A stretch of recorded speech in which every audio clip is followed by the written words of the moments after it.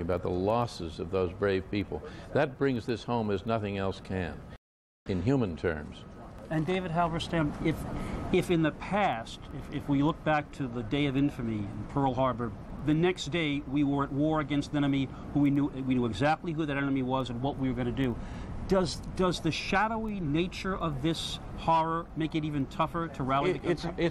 I don't know, it makes it harder to sustain. You can rally, can you sustain? There's a tendency going back to Pearl Harbor, Japan and Germany, later the Soviets, more recently Slobodan Milosevic, to underestimate democracy, to underestimate the power of democracies, the energy to think that we're decadent and weak. I think this is a very important moment because I think for the first time the full energies of this nation will be focused on something that has always been a little bit outside our reach, erratic little issues. This is a new kind of era we're in. I think when we put our full energies in there and we perhaps start making some of the surrounding countries and make them offers that they cannot refuse, the people who've harbored these terrorists, it may be a different era, but I mean, this is a very new demarcation point.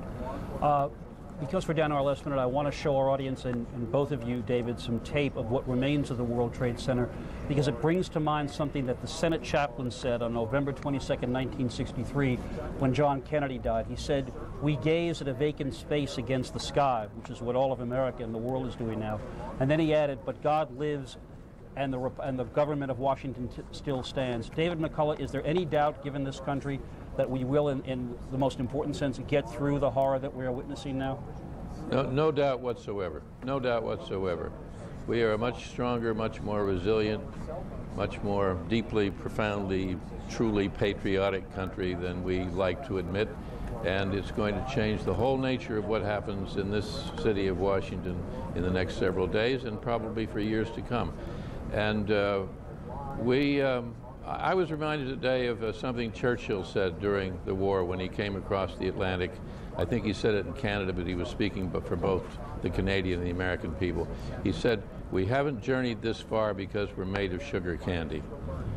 That's true also, David Halberstam, is a New Yorker of the city. Well, this is a very gritty city. You don't become a New Yorker and stay here if you're soft of tissue.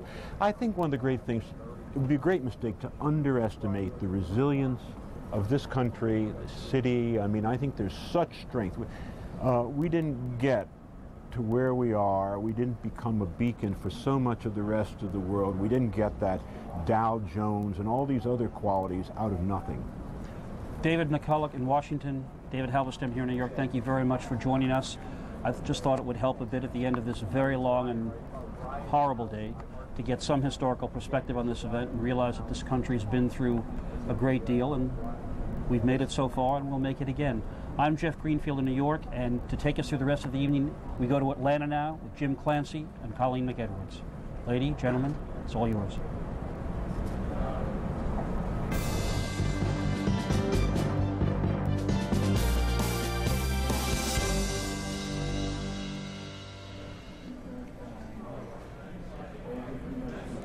It is midnight in New York, marking the end of a day that will forever change the city's skyline and forever change any notion of America's isolation, its safety in an increasingly dangerous world. Cameras capture the horror as the North Tower of the World Trade Center is rocked by a plane crash, and watch as another plane enters the picture, plowing into the South Tower. New York gripped by chaos, and many fear the worst, with reports of thousands missing and presumed dead. And the U.S. Capitol shares in New York's misery as a hijacked plane strikes at the nerve center of America's military might.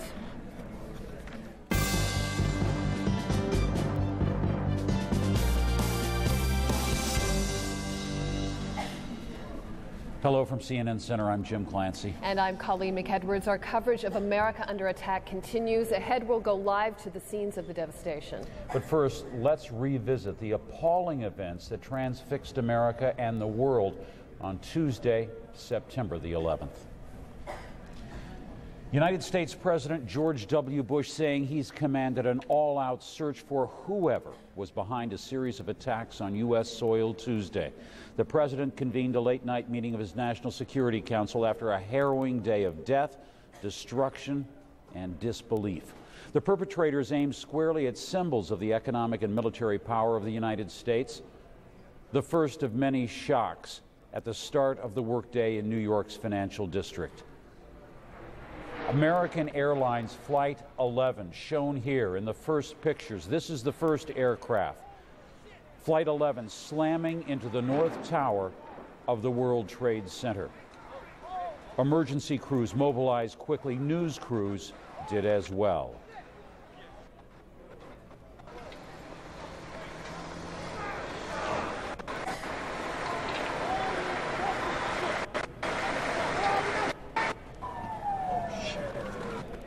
Once again, these are the very first pictures that have come in showing the first plane, Flight 11, plowing into the World Trade Center. And then it was just about 18 minutes after that attack, another plane appears and also flies directly into the second of the Twin Towers. That aircraft, later identified as a Boeing 757 belonging to United Airlines. It had been hijacked while it was en route from Boston to Los Angeles.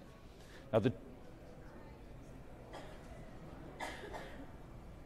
the two planes had at least 148 people on board. Thousands of people were believed to be in the Twin Towers at the very moment of the attacks, as you see here. Now, the back-to-back attacks on the Twin Towers seemed unthinkable. Unthinkable, yes, but then incredibly, it was a method of attack that was to be repeated. Just about an hour after the first explosion in New York, the Pentagon, the hub of the U.S. military, was hit by a third passenger jet. This, an American Airlines flight that had just taken off from Washington's Dulles Airport with 64 people on board.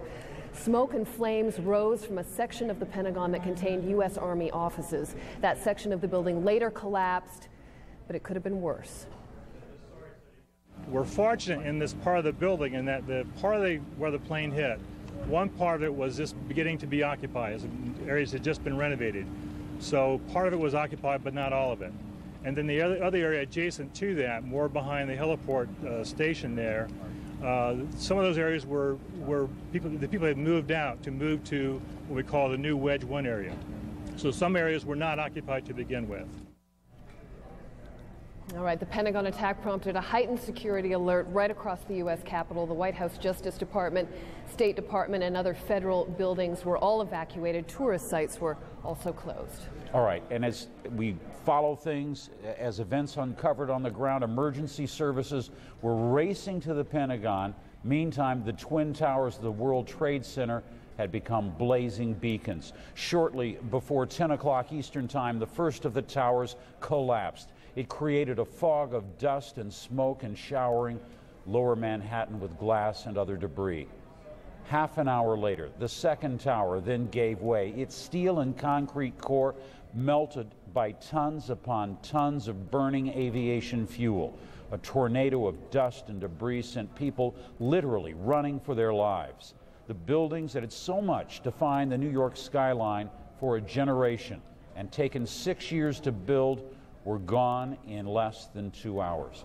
Now, at this point, rumors were flying. There were false reports of car bombings, fires, and a second plane that was headed towards the Pentagon at that hour. As is the case when things are unfolding. But one report actually did prove to be true, the crash of a fourth passenger plane, this one in a wooded area of Pennsylvania. Military sources denied that it had been shot down.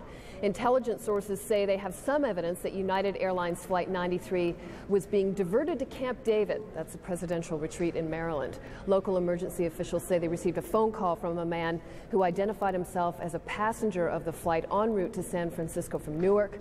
The caller said the plane was being hijacked, crashed about 10 minutes later. 45 people were on board that flight. In New York, rescue crews are working through the night through deep rubble from several collapsed buildings. They are now looking for any survivors.